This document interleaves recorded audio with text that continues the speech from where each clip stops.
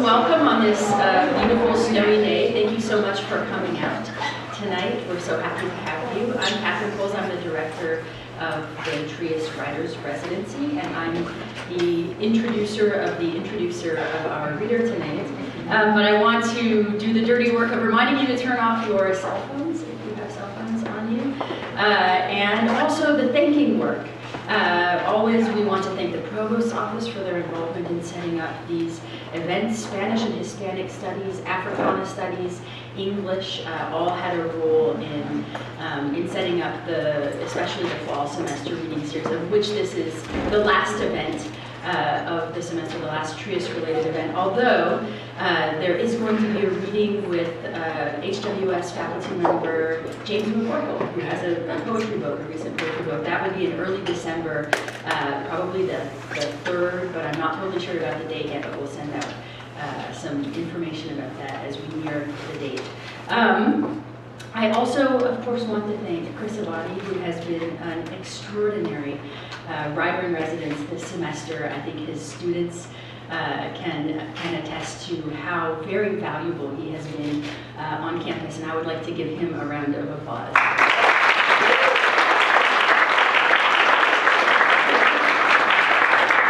We have been so lucky this semester to have him on campus. And I think many of you have felt the wonder of his presence. And we'll be very sad to you feel it right now, it's radiating on you. We'll be very sad to have him go this semester, but he'll be visiting us again a couple of times next semester. I'll let him talk about that for our readings next semester. I also want to thank Sue Gage, who is somewhere around here, who is the wonderful Trias assistant who makes sure that you all have seats to sit in, among many other things. And then of course Peter Trias, who endowed this writer's residency. This is a truly extraordinary thing that we have on this campus. It's unusual, there's nothing like it, or there are very few things like it for undergraduates around the country. We're really lucky to have this and really grateful for it. And with no further ado, Chris Abani.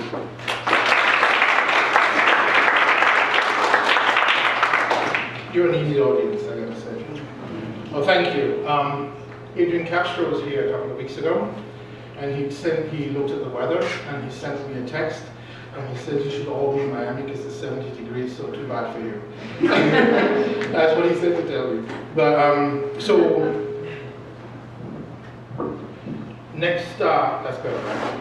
Yeah, it's a little weird. So, it's sort of like, what did you call it? The radiance of my presence? No wonder. Radiating radioactive material. You wouldn't see that. I auctioned off, I raffled off t-shirts for my students that says, write literature, motherfuckers, or get the fuck out. Sorry. I don't know if that changes the wonder a little bit. So next semester, this is my, I'm resident this semester, not so much next semester, but we'll be back working with some students long distance, but we'll have 2 really good readings, at least 2, I can't do 2 good readings.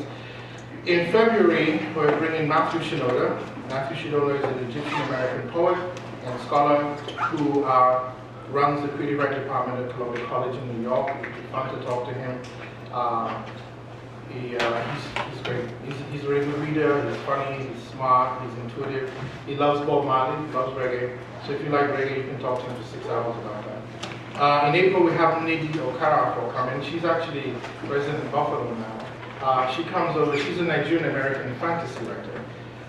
So she writes, basically, if there's African sci-fi, there's her and 2 other writers. And her work is incredible. I'll be sure to send out some information so you can read her work ahead of time. But she's always a favorite. And she has dreadlocks that she can stand on. Yeah. So the other day, she tripped over. I laughed. So, but anyway, I want to welcome you. It's nice you're here. It's cold weather, but the readings will warm you up. So there are many things that can be said about Cristina García. That she's one of the most important Cuban-American voices in U.S. literature. that she was born in Havana but moved to New York City with her parents after Fidel Castro came to power, that she grew up in Queens, Brooklyn Heights, and Manhattan, that she has a bachelor's degree in political science from Barnard and a master's degree in international relations from Johns Hopkins, that her first job was a marketing position with Procter & Gamble in West Germany, which she held for 3 months, and has been plotting secretly to return to Berlin ever since. We lost her briefly last year for a while. That she has been a journalist for Time magazine, that from the 90s onwards she's really mostly written fiction full-time and taught. Or I could tell you that Cristina García speaks Spanish to her friends like me, because she believes that we will learn by osmosis. I'm sorry to disappoint you.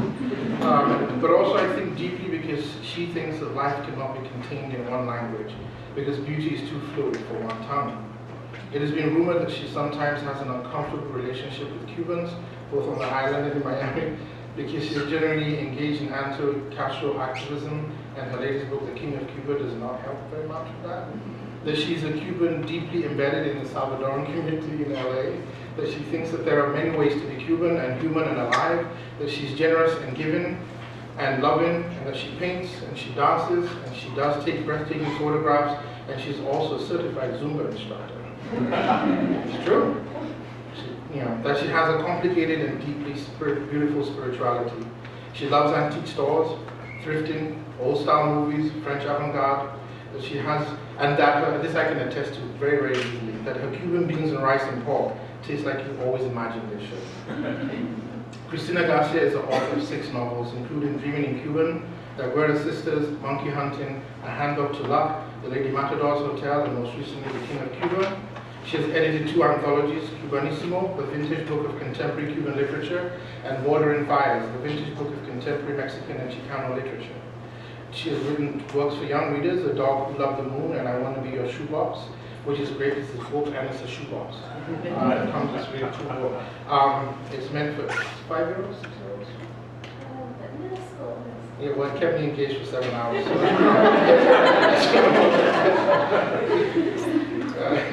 She has a collection of poetry, The Lesser Tragedy of Death, which is a really remarkable book, and also a recent young adult novel, Dreams of Significant Girls, which is set in a Swiss boarding house in the 1970s. Her work has been nominated for a National Book Award, translated into 14 languages.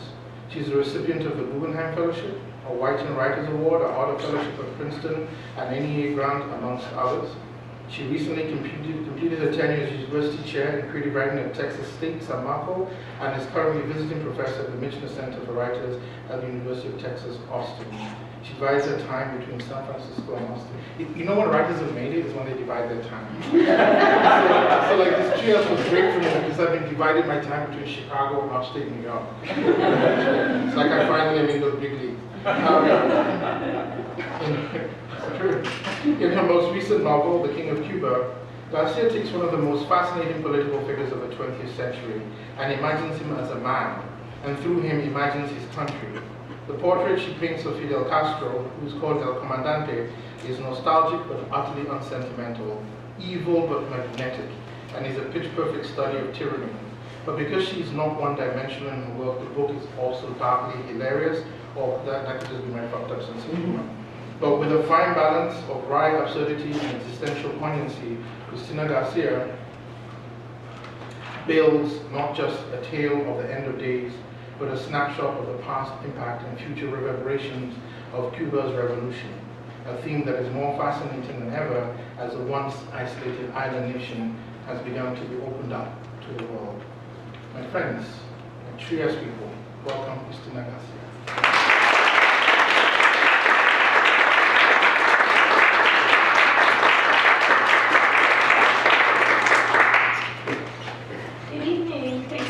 For coming out, for inviting me here, and Chris especially for making it so easy for me to sashay on my heels through the snowdrifts here. I'm excited to be here.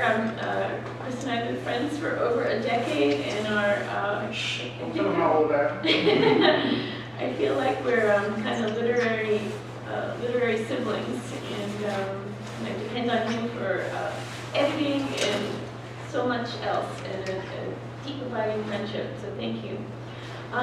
I think I'm going to probably focus, I want to leave plenty of time for questions because that's the most fun part for me.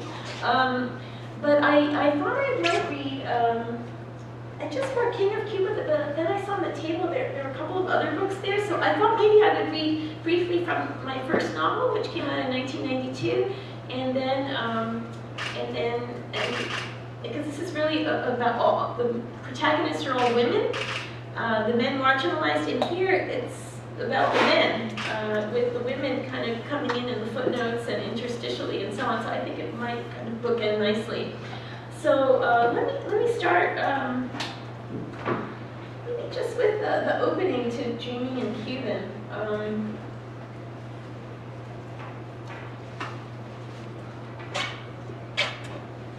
Celia del Pino, can you hear me okay? Celia del Pino, equipped with binoculars and wearing her best house dress and drop pearl earrings, sits in her wicker swing guarding the north coast of Cuba. Square by square, she searches the night skies for adversaries and scrutinizes the ocean, which is roiling with 9 straight days of unseasonable April rains. No sign of Gusano traders. Celia is honored. The neighborhood committee has voted her little brick and cement house by the sea as the primary lookout for Santa Teresa del Mar. From her porch, Celia could spot another Bay of Pigs invasion before it happened. She would be feted at the palace, serenaded by a brass orchestra, seduced by a leader himself on a red velvet divan. Celia brings the binoculars to rest in her lap and rubs her eyes with stiffened fingers. Her wattled chin trembles. Her eyes smart from the sweetness of the gardenia tree and the salt of the sea. In an hour or two, the fishermen will return, nets empty. The Yankees, rumors go, have ringed the island with nuclear poison, hoping to starve the people and incite a counter-revolution. They'll drop germ bombs to wither the sugarcane fields, blacken the rivers, blind horses and pigs. Celia studies the coconut palms lining the beach. Could they be blinking signals to an invisible enemy? A radio announcer rocks fresh conjectures about a possible attack and plays a special recorded message from a leader. 11 years ago tonight, compañeros, you defended our country against American aggressors. Now each and every one of you must guard our future again. Without your support, compañeros, without your sacrifices, there can be no revolution. Celia reaches into her straw handbag for more red lipstick, then darkens the mole on her left cheek with a black eyebrow pencil. Her sticky graying hair is tied in a chignon at her neck. Celia played the piano once, and still exercises her hands, unconsciously stretching them 2 notes beyond an octave. She wears leather pumps with her best house dress. Her grandson appears in the doorway, his pajama top twisted off his shoulders, his eyes vacant with sleep. Celia carries Ivanito past the sofa draped with a faded mantilla, past the water-bleached walnut piano, past the dining room table pockmarked with ancient history. Only 7 chairs remain of the set. Her husband smashed one on the back of Hugo Villaverde, their former son-in-law, and could not repair it for all the splinters. She nestles her grandson beneath a frayed blanket on her bed and kisses, his eyes closed. Celia returns to her posts and adjusts the binoculars. The sides of her breasts ache under her arms. There are 3 fishing boats in the distance, the Niña, the Pinta, and the Santa Maria. She remembers the sing-song way she used to recite their names. Celia moves the binoculars in an arc, from left to right, the way she was trained, and then straight across the horizon. At the far end of the sky, where daylight begins, a dense radiance like a shooting star breaks forth. It weakens as it advances, as its outline takes shape in the ether. Her husband emerges from the light and comes toward her, taller than the palms, walking on water in his white summer suit and Panama hat. He's in no hurry. Celia half expects him to pull pink tea roses from behind his back, as he used to when he returned from his trips to distant provinces, or to offer her a giant egg beater wrapped in brown paper. She doesn't know why. But he comes empty-handed. He stops at the ocean's edge, smiles almost shyly as if he fears disturbing her, and stretches out a colossal hand. His blue eyes are like lasers in the night. The beams bounce off his fingernails, 5 hard blue shields. They scan the beach, illuminating shells and sleeping gulls, and focus on her. The porch turns blue, ultraviolet. Her hands too are blue. Celia squints through the light, which dulls her eyesight and blurs the palms on the shore. Her husband moves his mouth carefully, but she cannot read his immense lips. His jaw churns and swells with each word, faster until Celia feels the warm breeze of his breath on her face. Then he disappears. Celia runs to the beach in her good leather pumps. There's a trace of tobacco in the air. Jorge, I couldn't hear you. I couldn't hear you. She paces the shore, her arms crossed over her breasts. Her shoes leave delicate exclamation points in the wet sand. I think I'll just stop there for now. So, Dreaming in Cuban, my first book started out as a kind of haphazard poem that got a little out of control. And it's a book about 4 women, 3 generations of the Del Pino family. Celia, the matriarch, I just read from, 2 of her daughters, one who leaves Cuba after the revolution, one who stays. And then it also focuses in on the daughter of the New York segment, to the New York person. And in many ways, this book is my most autobiographical novel. It reflects my own growing up in a family very bitterly divided over the Cuban Revolution. All of my father's family moved to the States, and my mother went along, obviously, and then all of my mother's family stayed behind by choice. And were very supportive of the revolution, I would say, well through the 80s. And so this bitter schism was something that was absolutely irreconcilable. And so I kind of grew up, under that big shouting match that was the 2 sides of the families. And I think that's what probably sparked my interest in political science and ultimately about writing books that were politically charged in one way or another for the characters. Where what was happening outside the home, these sort of big political events, I was very interested in kind of tracking and capturing that trickle-down effect on relationships within families, sister to sister, mother to daughter, whatever. And so that's what Dreaming in Cuban is, and it's from 4 different perspectives, or more actually. Bunch of books in between, and then I kind of feel in a way that I'm ending. This is my 6th novel, and most of these books in one way or another have dealt with Cuba, Cubans on the island, Cuban Americans in Miami as well as in the diaspora. And finally I decided in this book to tackle, the big elephant himself, El Comandante. I mean, he's referred to a leader here. But in this book, I go back and forth in a way between these 2 titanic perspectives. That of El Comandante, kind of on his deathbed, although they're all shuffling around in slippers, and one of his many nemesis on the other side of the Straits of Florida, a Miami exile fellow named Goyo Herrera. And so I go back and forth between them. And at one point, though, I felt very kind of strangulated by these 2 guys. These are, you can imagine, men I've been avoiding my entire life. And so I decided to go back to Cuba. This is in 2011 because the book was kind of stuck. And I thought, I really need to hear some other voices, see what else is going on. And so I went back to Cuba for 3 weeks.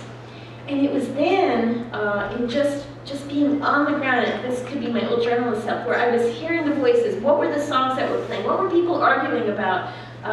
What are people eating, fighting? All of this stuff. What is the news sounding like?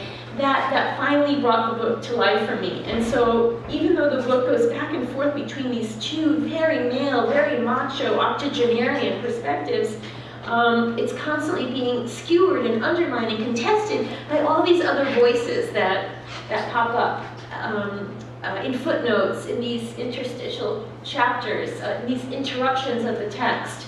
And so I might even start with one of these little interruptions, just to give you an idea of what they sound like. There's this one section, none of them are kind of more than a few paragraphs long.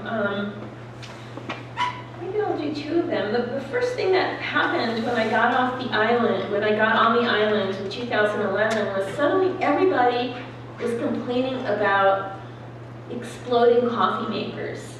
And this is why. And this is from the point of view of a caffeine addict named Araceli Mondragon. As if my nerves weren't already shot, now the coffee makers are exploding all over the island. The government is distributing this half-assed café mezclado made with chickpeas. Chickpeas! The mixture clogs up the coffee makers, heats it up too fast, and ¡pacata!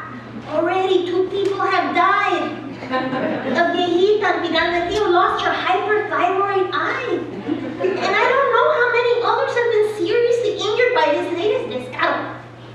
Not to mention the holes and purple blotches on everyone's ceilings. I, for one, prefer the blotches to my old peeling paint. I swear, this must be part of a larger conspiracy to keep us down. How can we protest or organize against the state when we fear for our lives making coffee? This is terrorism at its worst. Humus terrorism. Mira, I'm going to put the flame on low and head out to the garden and wait. If it blows, at least we won't go with it. So a lot of these voices were based on people I met just wandering around the island. And other times they were just conjectures. This other one, maybe I'll read just a few of these. I was going to the Museum of the Revolution, which I found fascinating in Havana. And it almost all the displays and everything almost looked like 6th grade science projects, from old elementary schools. And all those signs were handwritten. But in every room there was a guard watching these the precious items that had been collected. And this one woman just caught my eye. I'll read you. I didn't actually speak to her, but this is what I imagined her thinking. It's a little bit salacious, but you're all over 18, right? Oh, I should mention too, interestingly enough, it's so fascinating to go to something like the Revolutionary Museum in Havana because in it, the Cuban Missile Crisis doesn't exist. It's all about the Bay of Pigs. So, fascinating. Okay, so this is from a made-up person, Fidelia Gonzalez Museum Guard. And she's talking about a hero of the revolution, Frank Baiz. So this is called Frank Baiz's shoes. I guard the room at the Museum of the Revolution that contains the shoes that Frank Baiz wore on the day he was executed. I stare at those shoes a lot, 8 hours a day most days, and I've grown, what is the word? Not fond of exactly, but identified with those shoes. Heavy and large for a man, neither heavy nor large, and whose life was snuffed out, off, like a bright extinguishing flame. There are other items in my room at the museum. You might recall, if you've been here, the torture instruments used by Batista's henchmen to pull out prisoners' nails. Other contraptions for this and that. But to me, the only things that matter are Frank Baiz's shoes. Oh, I've dreamt about those shoes. And the baby-faced man who wore them, a legitimate hero of the revolution. Who talks about him anymore? Like his shoes, the memory of Frank Baiz has faded, and I'm left wondering what it would be like to try them on, to fill the shoes, as it were, of this great forgotten man. Let me confess, I'm in love with Frank Baiz, this dead man, this once vibrant hero, who I imagine would have been a tiger in bed. I like my men dominant, bien machos. Take me, tell me what to do, a slap or two, and I'm happy to serve.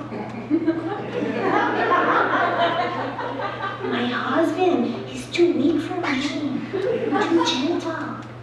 Sometimes I think if only he could wear Frank Pais's shoes for one night to bed with me.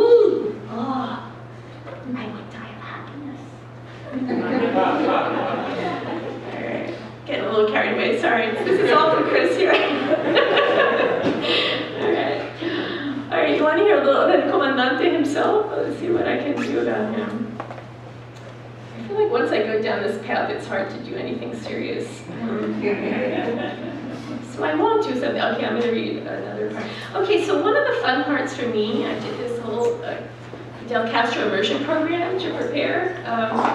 It was like a I felt like I was like a Navy SEAL preparing for, taking on this character that so dominated the lives of my extended family for so long, and really for so many people and generations. But anyway, one of the fun things was to get into the interiority, to imagine his childhood, to make up conversations with his mother, brother, etc. And so in this part, we're going back to him at 40. Okay, so he's muttering, he's complaining about this and that, he's feeling like nobody really gets his legacy, he's underappreciated, and so on. And so he's just talking to himself and has this memory of his father when Castro was 4 years old. All right. So I'll just read this, maybe the paragraph before. So he's just talking to himself and muttering and being irascible. And he says, so in the end, who was to say what mattered, illusion or reality? After more than a half-century of revolutionary reality, not a single soul on the island could have survived without illusion. Revolution required illusion. The two went hand in glove, like a plate of rice and beans. His revolution had attempted to wrest dreams of a better future from the ever-gristly, unyielding present, and without the luxury of an afterlife either. At the very least, it had provided every citizen with this, the opportunity to participate in the greatest narrative of modern times. In the end, Cuba could support just one utopia, his. Why? Because nobody on the island had bigger cojones than he did. Does everyone know what cojones are? All right, I'm glad I don't have to explain that. Bigger cojones than he did. Nadie, except perhaps at one time his father.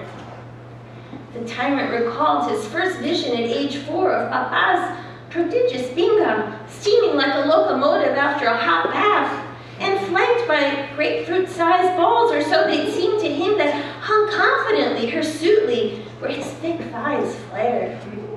That same evening, as his mother bathed the little despot-to-be, taking care to wash the pink bud of his manhood and dust it with enough talcum powder to make it look like a lump of sugared dough, he worked up the courage to ask, "Mommy, will all of me grow?"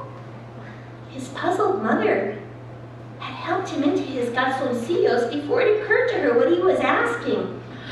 "Ay, mijito, your binga will be the greatest in all the land, in all the Americas, perhaps in all the world." The boy was cautiously pleased. "Okay, the greatest. Will it also be the biggest?" This is how dictators are born, okay? His mother grinned, eyes shining, and brought her lips so close to his that he inhaled the garlic from that night's ajiaco stew. "Don't you doubt that for a minute, for a second," I have here. The pint-sized tyrant's chest filled with pride, and he strutted off to bed with big dreams, the biggest of all.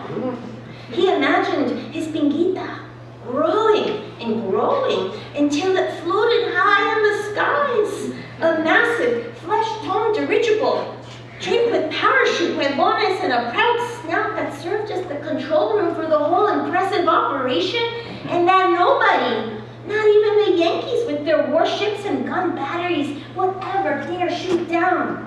"Good night, mi amor." His mother kissed him on the forehead and gave him an encouraging pat. "Sleep with the angels." "Good night, Mommy." And with that, the pint-sized tyrant rolled over and fell so deeply, happily asleep. Okay, I don't think I'm going to read the Exile Guide. She's so annoying. But I might read one last little voice. And this one is, every word of this is true. This is the one true part in this entire book. Page 39 here. And I've got a ton of people. I was lucky to go with a good friend of mine, Linda Howe, who teaches at Wake Forest, and who spends a good portion of every year, has been spending a good portion of every year in Havana for the last 20 years. And her work has a lot to do with theater and cultural production in Cuba. And so I got to meet all kinds of visual artists, theater directors, saw lots of underground performances. It was a wild time. The difference between official Cuba and official writers and the official actors is a far cry from what goes on behind the scenes and after midnight on Havana. Anyway, so like I said, this is, except for the name, I have her name, Zaida del Pino. I made up the voice, but everything, every detail, every fact in this is absolutely true. Yeah. Okay, I can't do any more Cuban accents. I'm done for the night, so I'm going to just do it straight. No, I need to. Okay. This is a very difficult country. It's called Galapagos. This is a very difficult country. Very stressful. No quieren reconocer que esto es un fracaso, an utter disaster. I waited years for an apartment in Havana until I couldn't wait any longer. I built my own place in between these two old mansions in Vedado. It's gloomy and narrow, but I shift a spotlight around to where I'm painting. Y me resuelvo. I resolve. At first, the authorities considered me a squatter. Then they tried to tax me out of existence. But I parked myself here and refused to move. I live with my kitty and a baby Galapagos turtle that a friend of mine smuggled out of Ecuador. Sometimes I take Piquito to the park so he can sun himself. They tell me my turtle will live 300 years and grow to the size of a Volkswagen. But what's the use of worrying? Nobody knows what tomorrow will bring. If you chuck Piquito under the chin like this, see? He bobs his head. He loves them. My paintings, naturally they have a sinister air. They're my hallucinations, my nightmares. Right now, I'm working on a series called Buscando Carne en La Habana, looking for meat in Havana. Meat, of course, in all respects. It's these disgraces that I am driven to paint with my medieval palette. One disgrace after another. There are never any shortages of those. Thanks very much.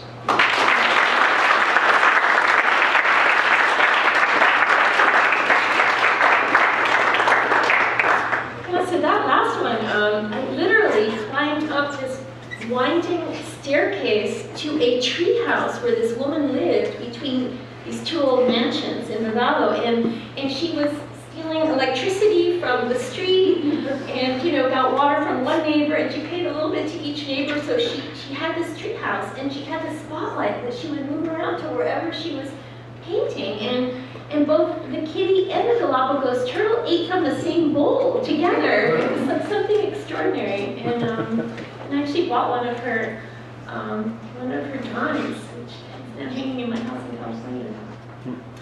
So questions? We've left some time for a few questions. Yes. Oh, yes. Go ahead. Either one. I just wanted to comment a little bit about thinking in Spanish and writing in English, and how the two different languages come together. Yeah. Can everyone hear the question? Yeah. Okay. Yeah. Well, obviously, you hear I mix a lot of Spanish into the English. For me, so much of it happens in Spanish on page. So in my head and in the conversations and so on. So for me, it's a question of even though I'm writing the book in English, it is a kind of act of translation, regardless. And I guess the big challenge for me is, occasionally I will slip in some Spanish because I want to remind you that this is happening in Spanish. But the kind of the tougher task for me is to make the English somehow adapt and have a little bit of the syncopations and rhythms of Spanish. So even though you're reading at 95% in English, you're still somehow experiencing it, you know, slightly, the English is slightly off. It's doing other things. You know, it's got a little something happening there, you know, sentence by sentence. Little mambo. I gotta stop, right? I'm gonna break out into like the mambo here. You had a question? Yeah, so even though you said you weren't going to read the last part in voice, you couldn't help yourself. I couldn't help it. So did you, as you wrote it, did you write it hearing voices? Yes, and if I didn't have a book to show for it, I'd be elsewhere, you know, some other snowy place, you know, and all dressed in white. Yeah, absolutely. In fact, when I was in Havana for those 3 weeks where these voices started, I didn't even know what I was going to do. I just kind of threw myself in. I was with my daughter and this crazy friend of mine, Linda. And then when I got back to the airport and was about to get on the plane, the first voice came. And then I was just jotting it down. And over the next 3 weeks, I actually got 140 voices. Just nothing really longer than a page and a half. And I said, okay, I've got to stop, and then culled them down. And I don't know how many ultimately made it, maybe 30-something voices. Again, but they're about as long as you hear them now. Sometimes they're just footnotes. But yes, it was absolutely imperative for me to have gone back to Cuba, to hear those voices and to be able to capture them somehow for the text, you know, to sort of break up those official histories, to break up that tyranny, as it were, of language and perspective that these two men represented. Yeah. Do you think at some point you could read a few paragraphs of the official history too, so we can hear the language? Oh yeah, sure. Against which these voices. Oh yes, of course. Yeah. What should I do here? You want to hear from El Comandante or the Miami Exile guy? Your call. What's your call? All right. Well, El Comandante. You want to hear some El Comandante? Okay. All right. All right. Let's see. What are we going to do here? Let's fast forward. He's 4 years old, and now we're going to see him as 88 and crotchety.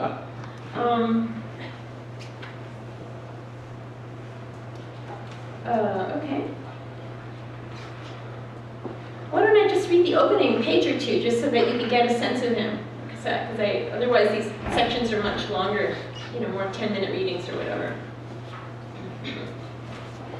Okay, so it's July. We don't know the year. July 26th to 28th. July 26th is an important day in Cuba because it's kind of what do you call it? Independence Day. Actually, it's a commemoration of this 1953 attack, this first attack. I think we lost right. So, chapter 1 by Lucy Havana. El Comandante gazed out the window at the stale light of another tropical morning, at the long curve of crumbling seaside buildings. Spindly sunset palms splintered the skies with their spiky fronds. The sea was a rumpled bed of blues. The usual lovebirds tangled on the malecon, verging on public fornication. I'm hearing a theme going on.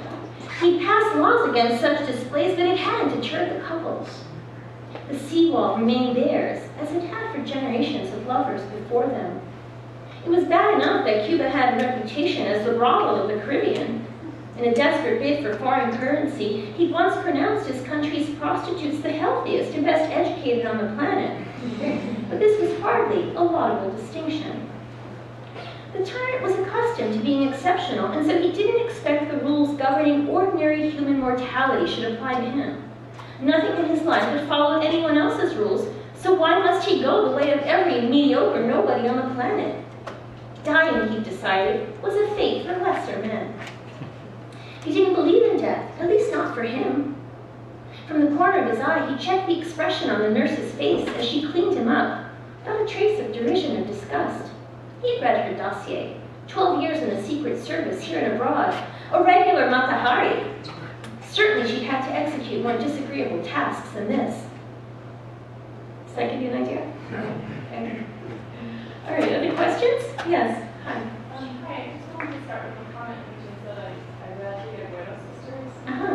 years ago. I just absolutely fell in love with that book. Oh, thank you. The dynamic relationship with the sisters and the voices.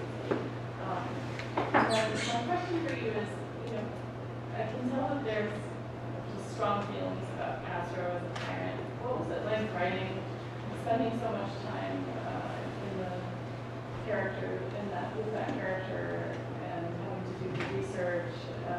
Did you find that your feelings, how did it intersect with your growing up years and that shouting match that was going on? Were you able to put anything to rest or find any answers to the questions that you were put? Yeah, that's such a good question. I probably what I came away with writing this book is just what a false dichotomy there was between the two sides. You know, that in many ways, the El Comandante character and my Goyo character are flip sides of the same coin here. You know, they're just as passionately intransigent and intolerant and so on of each other's perspectives, which is why the whole Cuban situation has been what it's been for over half a century, why there's been no movement on that whatsoever. And so it really wasn't a kind of us against them, it was like us against us. And I think that was very helpful in kind of understanding the pathologies on both ends. That said, I think it was extremely helpful for me to get as far as I could inside the bloodstream of these men. As I kind of half joked earlier, you know, the kind of men I've been kind of shunning my whole life and avoiding, but also grew up around. I had a lot of uncles and my father and all of these very kind of emptily macho guys. And so for me, it was to get so inside that you had to be empathic, that you had to understand the pain he had shuffling to the window, or the sense of loss of power. I mean, there's a loss of power of Comandante, but there was also the loss of power and vitality and agency of the exile guy who only had a cafe, who only had a little restaurant. So, but just that whole aging process, and to have empathy for that loss and that transition, and also that preoccupation with legacy. What have I done? You know, scouring one's history for that. And so I had a kind of an early and acute case of mortality myself, like in my 50s, going, what am I going to do with the rest of my life? Kind of living through these guys. And I think I developed more empathy and understanding for them both. At the same time, they're Cuban men, and I cannot help making fun of them and skewering them to some degree. It's just genetic, sorry. It's one of those things. Yes, in the back? I don't know, maybe this is a part of the geneticism, and I haven't personally read any of your things. I'm a bit of a Philistine when I ask this question. I really don't talk about it. Each of the characters. Would you mind standing, because I'm having a little hard time hearing you? Yeah. Okay, I'll just shout. So each of the characters that you've read from seem a little bit disconnected from reality, and I'm wondering if that kind of comes from, your feelings about these men that you grew up with, or if maybe that's even you sort of experiencing these things from, a disembodied kind of a perspective, and where that voice comes from. Yeah. Okay. Well, I think of fiction as distortion, honestly, as gorgeous as one can make it, but distortion nonetheless. So whenever you're, for me, at least for me, and I know there's hyper-realistic fiction, that's not what I do. I think I definitely bring my sensibilities to bear on whatever it is, and then it's refracted through that sensibility. So I'm sure, some of the irony or that skewering or whatever can't help but come through. It's a kind of satirical look at these two sides. It's hard for me to take them completely seriously as well. I made as valiant effort as I'm capable of. But that is just, these are just it's just one portrayal of many out in the world. I mean, you as a reader, huge choices in terms of that. But that said, I do think there's something valuable in someone who is kind of a participant observer in that culture, on both sides of the culture. I had family on both sides. And so while I'm a part of it and got in close to the family and to the men, I also was at a remove, generationally, culturally, and otherwise. And so that, that lends a different kind of perspective that some might say is inauthentic, but I think it offers something in place of that, that I'm hoping is also valuable. I don't know if that answers your question. Yeah, okay, yes, hi. Hi. I've read 3 of your books, and all of them have characters who speak about multiple characters, so you write from multiple perspectives, and then the characters themselves are always you'll have first person, you'll have third person. And I wondered about whether or not in the writing process they came out that way, or if it's something where you'll write multiple characters and you'll be like, actually this one should be in first. I'm just wondering about how it is to inhabit multiple characters and then to have to go back to the work. Yeah. And are you a writer as well? Yeah. Yeah. This is such a good writer question, right? Yeah. Yeah. Well, I mean, I think for me, I literally start out every book hoping to write a Russian novel. It just never works. I want, right? I mean, if I can only do that big stentorian Russian, I know everything, and we're hearing kind of distant sounds of war, the point of view of the dog by the fireplace, everything. I mean, I want everything. It quickly breaks down. I can't seem to pull that off. I also, as much as I love those enormous, gorgeous Russian novels, I also feel that we're in an age where I personally am mistrustful of anyone who purports to hold the cards. There's something kind of falsely secure about that. But ultimately, the stories that I'm trying to tell, there are many competing narratives for the truth, as it were. And so, for me, it's about the competition. It's about how history gets made, whether it's in bigger age history or in the kind of intrafamilial competition for history. And that, to me, necessitates a multiplicity of voices generally. And I think that's why I ultimately choose these multi-voice narratives. But my hope has not died away altogether. I still hope to write a Russian novel before I die. Yes. You had mentioned photography earlier as something that influences your creativity. Were you in my class? I was. Yes, you look familiar. Learning. Yeah, okay, right. Soul books. Yeah, right, exactly. What other art forms do you go to when you're trying to prime your creativity? Yeah, well, photography is huge. I spend a lot of my free time wandering around museums and galleries. I read a lot of history lately. I'm reading a lot of history. I'm reading psychiatry. I try and just follow my own passions in terms of what I'm interested in. And sometimes it's research for what I'm writing. Other times, like lately, I've been in this whole kind of neuroscience loop. And that's been kind of fascinating. I don't know if it will ultimately end up in the writing or not, but it's certainly helping me understand how my current characters in this book I'm working on are dealing and experiencing and are able to talk or not talk about trauma. I love live theater, pretty much anything that is a product of a creative mind, I'm there. But I would say primarily visual arts. Visual arts is where I go. I think also just for me it's so sensory as well, and it gets me out of the abstraction of language and imagining things that way. That I really like the visual impact of. It's hard for me not to just put my hand on things a lot, just. I want that tactile experience.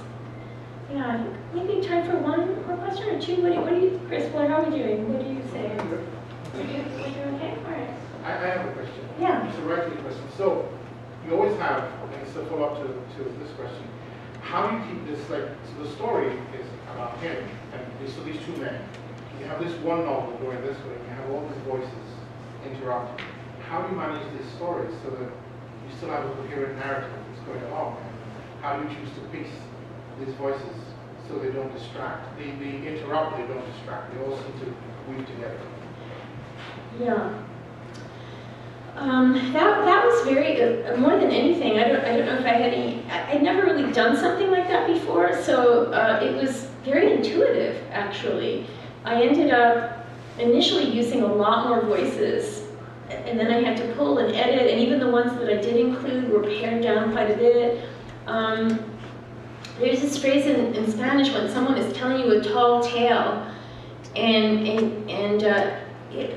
you could say tall tale, you could say lying or whatever, but someone will put their hands on their hips and go, "A mí con ese cuento," like, you're gonna tell me that story? Like, you think I'm a fool?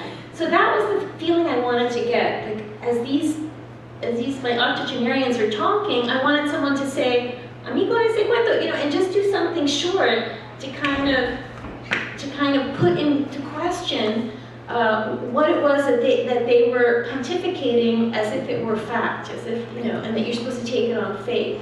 And so I needed, at some point, I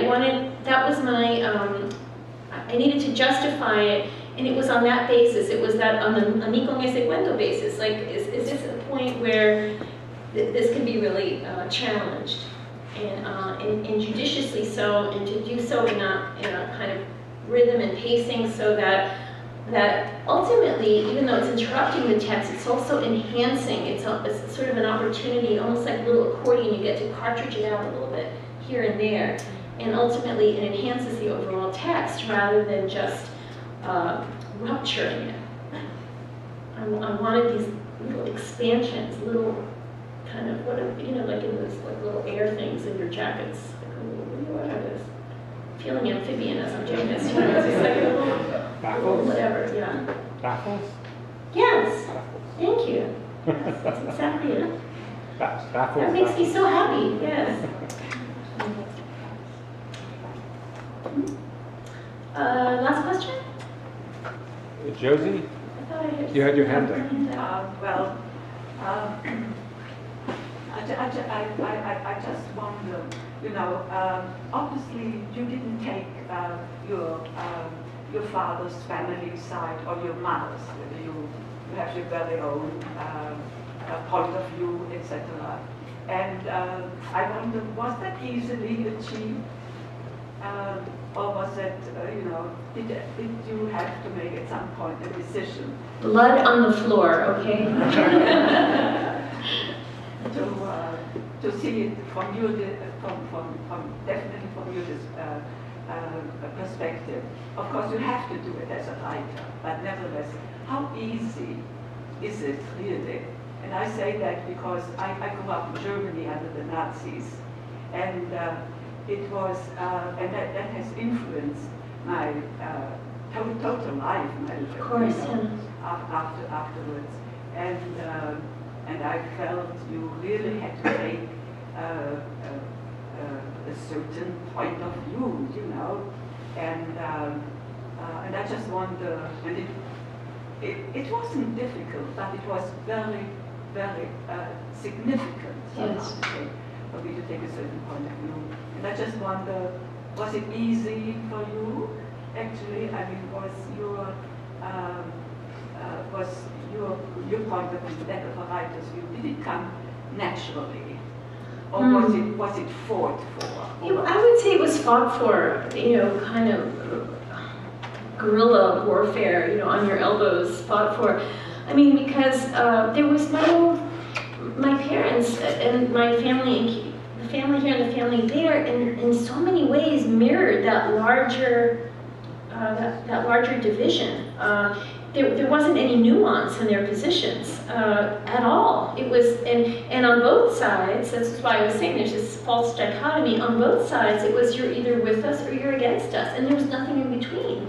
So, so you either had to be in hiding, and silent, or you had to be disingenuous you know, and I did it when I was little. I didn't know. I just kind of went along. Oh, really? The communists, or you know, whatever it is. The way my mother would talk about her mother, or when I finally went to Cuba, the way my grandmother talked about my mother. I mean, it was just in such extreme terms that I think that's why I ultimately went from journalism to writing novels, because I needed that much space to even begin to deal with some of the complexities that didn't rely on this either-or binary position.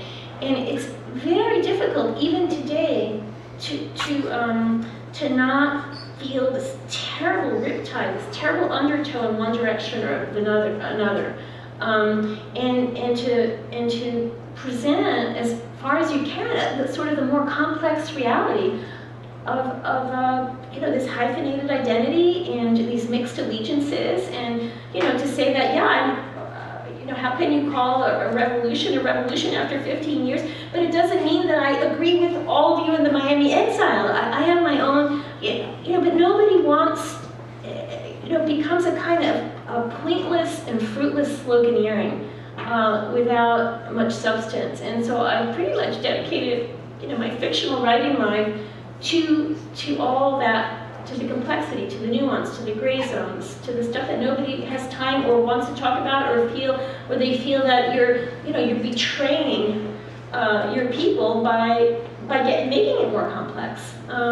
So no, it's a constant struggle. And in fact, last year I spent 3 months in Berlin because I'm researching a book that I'm writing now about, and many of the characters have memories of World War II, so I'm just immersed in a big way in the history of that period, and then Berlin is so fascinating. And anyway, but that's a whole other story. But yes, I think I'm drawn to these, you know, places and peoples and histories of extremes. Yeah, where it seems an impossibility. The hardest thing seems to take a middle road or to be reasonable between extremes. That is ultimately very, very interesting to me, and it has alienated, you know, family on both sides, because I'm not all the way in one way or the other. Anyway, well, thank you all for your questions and your attention.